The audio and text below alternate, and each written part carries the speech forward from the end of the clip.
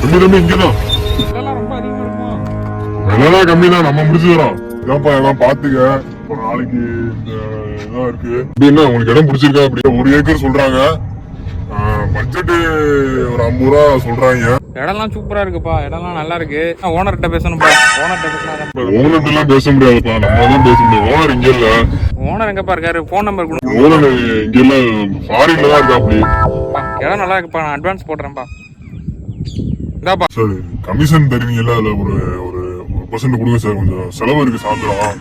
நீங்க பேச நம்ம ரிசர்ச் பண்ணவும் வாங்கிக்கலாம் சார், ஒன்றும் பிரச்சனை இல்லை.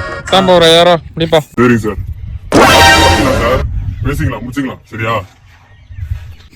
ஹலோ, என்ன இங்க ஒரு இடம் பார்த்தானே? அதானே, இங்க தானே நம்ம ஏரியா? ஆமாண்ணே ஆமாண்ணே, அதே இடம் தானே, அதே இடம் தானே.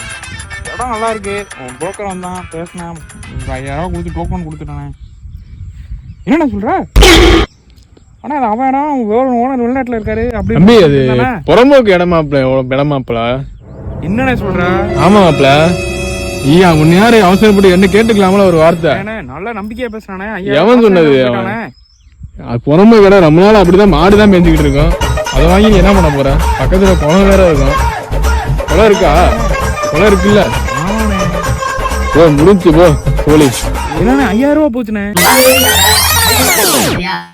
போச்சு, போனது 5000 போச்சு. தலைவர தலைப்பாட போச்சுன்னு விட்டு வா, அவ்வளவுதான் முடிஞ்சு உனக்கு.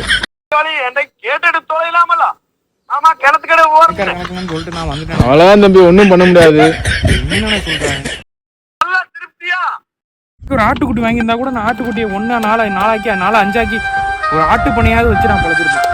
ரெண்டமா இந்த நாய்கிட்ட 5000 ரூபாய் கொடுக்க போறேன்.